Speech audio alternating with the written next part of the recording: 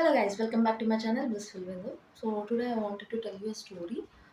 దాని గురించి మనం మాట్లాడుకుందాం. దాని తర్వాత I wanted to share some things with you. So ఒకరోజు ఒక ఊర్లో ఒక మదర్, ఒక సన్ ఉండేవాళ్ళనమాట. సో మదర్ ఎప్పుడు చాలా కష్టపడి కొడుకుని పెంచారు. కానీ కొడుకు మాత్రం తనది ఎలాంటి క్యారెక్టర్, ఎలాంటి మనస్తత్వం అంటే చాలా లేజీ. చాలా లేజీ అంటే చాలా లేజీ. బద్ధకస్తుడనమాట. ఏ పని చెప్పినా వెంటనే చేసేయడు. అంటే మనం ఏదైనా పని చెప్తే ఇలా చిటికలో చేసేయాలి అని ఉంటది కదా! తనకి అది లేదనమాట. సో, అది లేకుండా చాలా బద్ధకంగా ప్రొసీడ్ అయ్యేవాడు ముందుకి ఏది చెప్పినా సరే. తినడం గానీ, ఆఖరికి తన సొంత పనులు తను చేసుకోవడం కూడా చాలా బద్ధకంగానే ప్రొసీడ్ అయ్యేవాడు. అలాగని పెరిగి పెద్దవాడయ్యాడు. చదువుకున్నాడు. ఇంకా వర్క్ ప్లేస్‌కి రావాలి అనంటే తన ఊరుని విడిచి సిటీకి రావాలనమాట. సో, అలాగే తను సిటీకెళ్ళడం జరిగింది. ఎందుకు? వర్క్ చేయడం కోసం. సో, వాళ్ళ మదర్ దగ్గర నుంచి హి మూవ్డ్ ఔట్. సో, ఊర్లో వీళ్ళ మదర్ ఒక్కరే ఉండేవాళ్ళు. సో, కొన్ని రోజులకి షీ స్టార్టెడ్ ఫీలింగ్ సిక్. తనకి ఆరోగ్యం సహకరించట్లేదు. సో, హాస్పిటల్‌కి అలా వెళ్తుంటే అర్థమైంది తనకి క్యాన్సర్ ఉంది అని. సో, ఈ విషయం కొడుక్కి చేరవేయాలి కదా! So, she wrote a letter. ఒక ఉత్తరం రాసిందనమాట. ఏమని? నాకిలా బాలేదు. నాకు కొంచెం సివియర్‌గా ఉంది. నన్నొకసారొచ్చి చూసి తీసుకెళ్ళు. ఇంకా పెద్ద హాస్పిటల్‌కి డాక్టర్స్ వేరే హాస్పిటల్‌కి రిఫర్ చేశారు. కాబట్టి వచ్చి తీసుకెళ్ళు అని చెప్పి ఒక లెటర్ రాస్తది. రాస్తే అది కొడుకు దగ్గరికెళ్తది. కొడుకు అడ్రస్‌కి చేరుతది. కానీ కొడుకు ఓపెన్ చేసి మన స్వభావం ఏంటి? బద్ధకస్తుడు. మళ్ళీ చదువుదాంలే ఎవరి దగ్గర నుంచి వస్తదో చూస్తాడు. వాళ్ళ అమ్మ దగ్గర నుంచి. రాగానే లెటర్ తీసి మళ్ళీ చదువుదామని చెప్పేసి పక్కన పెట్టేస్తాడు ఆఫీస్ నుంచి రాగానే. అలాగే బద్ధకంగా తన పని తను చేసుకుంటూ వెళ్ళిపోతాడు. ఒక 10 రోజుల తర్వాత మళ్ళీ ఇంకో ఉత్తరం వస్తది. ఎక్కడి నుంచి? వాళ్ళ మమ్మీ దగ్గర నుంచి. ఈసారి ఖచ్చితంగా చదువుదాము అని చెప్పేసి తీసుకుంటాడు. కానీ ఇంత లోపల వేరే కాల్ వస్తది. పక్కన పెట్టేస్తాడు. మళ్ళీ ఒకటేసారి చదువుదాంలే అని అనుకుంటాడు. మూడో ఉత్తరం కూడా వస్తది. మళ్ళీ చదువుదాంలే. ఈ వీకెండ్ వచ్చినప్పుడు అన్నీ కలిసి ఒకటేసారి కూర్చొని చదువుదాం. 2 డేస్ వీక్ ఆఫ్ వస్తది కదా! అప్పుడు అన్నీ కలిసి చదివి ఒకటేసారి ఊరెళ్దాము అని అనుకుంటాడు.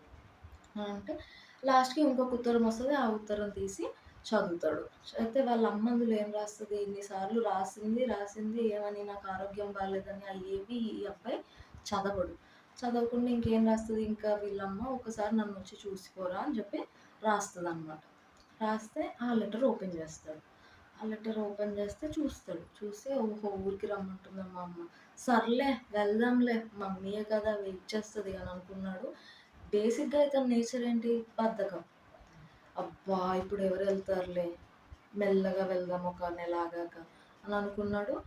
వెళ్ళడు ఊరికి. లెటర్ చదివి కూడా ఊరికి వెళ్ళడనమాట. సో, ఏమవుతది, ఒక 1 మంత్ అయ్యాక మళ్ళీ ఒక లెటర్ వస్తది. ఏమని? వాళ్ళ మమ్మీ రాస్తది ఈసారి. నాకస్సలు బాలేదు. డాక్టర్ ఇంకొక నెలే ఉంది అని అన్నారు నేను చనిపోవడానికి.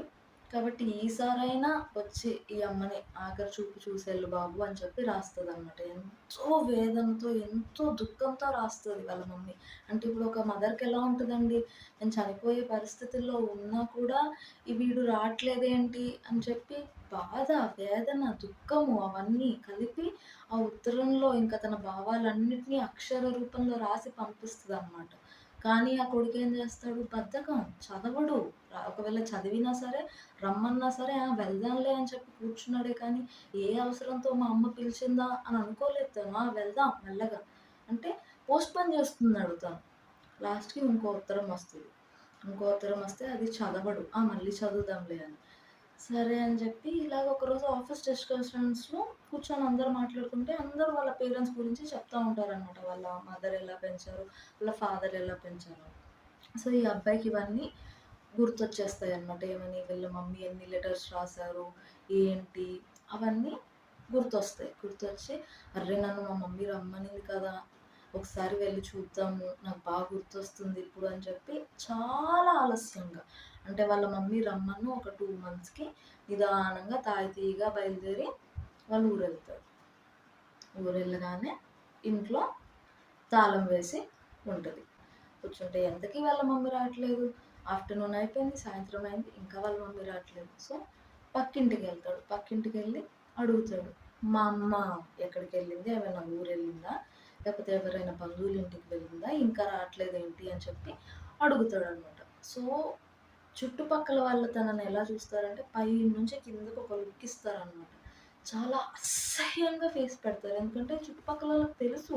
చిన్నప్పటి నుంచి ఆ అబ్బాయి ఎలాంటోడు, ఏంటి, వాళ్ళ అమ్మ ఎన్ని ఉత్తరాలు రాసింది, ఎలా రాలేదో ఆ అబ్బాయి అని చెప్పి వీళ్ళకన్నీ తెలుసు కాబట్టి అసలు చాలా చిరాకుగా పెడతాడు. ఈ అబ్బాయికి ఏం అర్థం కాదు. ఎందుకంటే ఏం తెలీదు కాబట్టి. మీ అమ్మ ఇంకా తిట్టేస్తారనమాట మొహం మీద. ఎన్ని సార్లు రాసింది మీ మమ్మీ నీకు లెటర్స్ రమ్మని. నువ్వెప్పుడైనా వచ్చావా? మీ అమ్మని చూసుకున్నావా? అని చెప్పి, చెప్పి లాస్ట్‌కి ఏం చేస్తారు? తాళం తీసి ఆ ఇంటి లోపలికెళ్తే ఫోటోకి దండేసుంటది. ఏమని? చనిపోయారు అని. దాని అర్థం ఏంటి? వాళ్ళ మమ్మీ ఇంకా లేరు అని. ఈ అబ్బాయి గుండె బద్దలైపోతది. అంటే అసలే ఆఫీస్‌లో స్టోరీస్ అవన్నీ వినొచ్చాడు కదా! ఇంకా తట్టుకోలేడనమాట. ఎంతో ఎక్కిలపడి ఏడ్చేస్తుంటాడు. ఆ టైంలో ఎలా ఉంటది ఎవరికైనా? బాధ అనిపిస్తది. కానీ తను చేసిన తప్పేంటి? బద్ధకం. లెటర్స్ చదవడానికి ఏంటి? బద్ధకం. కాబట్టి చేయలేడు తనేది. కాబట్టి చెప్తున్నాను ఎవరైనా సరే ఇలాగ థింగ్స్‌ని పోస్ట్‌పోన్ చేస్తూ, బద్ధకంగా అలా చేస్తుంటే దయచేసి అలా ఉండకండి. ఏ పని ఎప్పుడు చేయాలో అప్పుడు చేసేయండి. ఇలాగ పోస్ట్‌పోన్ చేస్తూ లాస్ట్‌కి ఈ అబ్బాయి ఏడ్చినట్టు అయ్యో! మా అమ్మ లేదే అని చెప్పి ఎంత గుండెలు బాదుకొని ఏడ్చినా సరే ఆళ్ళమ్మ తిరిగొస్తదా? రాదు. ఎప్పటికి జరగని పని. కాబట్టి ఒకసారి పోయిందంటే అది మళ్ళీ మనకు తిరిగి రాదు. So, don't always be lazy. అస్సలది మంచిది కాదు. ఎవరైనా ఇలాంటి మనస్తత్వం కలిగి ఉంటే ఇప్పుడు కాదు తర్వాత చేద్దాం, తర్వాత కాదు ఎల్లుండి చేద్దాం. హిందీలో ఒక మంచి సేయింగ్ ఉంటది. రేపు చేయాల్సింది ఇవాళే చేసేయాలంట, ఇవాళ చేయాల్సింది ఇప్పుడే చేయాలంట. అంటే అంత క్విక్‌గా ఉండాలి మనిషి. అంటే don't always be lazy guys. Don't postpone things every time. ఎందుకంటే ప్రతిసారి టైం ఎప్పుడు మన చేతుల్లో ఉంటది. సిట్యుయేషన్స్ ఎప్పుడు మన చేతుల్లోనే ఉంటాయని అనుకోకండి. Because you don't know life is very unpredictable. ఎప్పుడేమవుతదో తెలీదు. So, don't postpone anythings. మనకు ఒక షెడ్యూల్ ప్రిపేర్ చేసుకుంటే దాని ప్రకారం అలా నేరుగా బ్లైండ్ ఫోల్డెడ్‌గా వెళ్ళిపోవాల్సిందే అంతే. So, don't be lazy. దాని తర్వాత టైం పోయిందే, అయ్యో! ఇది పోయిందే, అది పోయింది అంటే మళ్ళీ మనకి ఏది తిరిగి రాదు గైస్ లైఫ్‌లో. ఉన్నది మనకు ఒకటే లైఫ్ కాబట్టి we have to make use out of it. కాబట్టి don't be lazy and don't procrastinate or postpone any of the things you want to do. Don't regret that decision. ఓకేనా? దాని తర్వాత మళ్ళీ మనమే రిగ్రెట్ అవుతాం. ఆ రిగ్రెట్ ఫీల్ మనకు ఉండకూడదు అంటే ఎప్పుడు చేయాల్సిన పనులు అప్పుడు మనం చేసేసుకుంటే మనందరికీ చాలా మంచిది. So, this is the moral of the story. So, ఈ వీడియో మీకు నచ్చిందని అనుకుంటున్నాను. ఒకవేళ ఈ వీడియో మీకు నచ్చినట్లయితే లైక్ చేయండి, షేర్ చేయండి, కామెంట్ చేయండి. And please don't forget to subscribe my channel.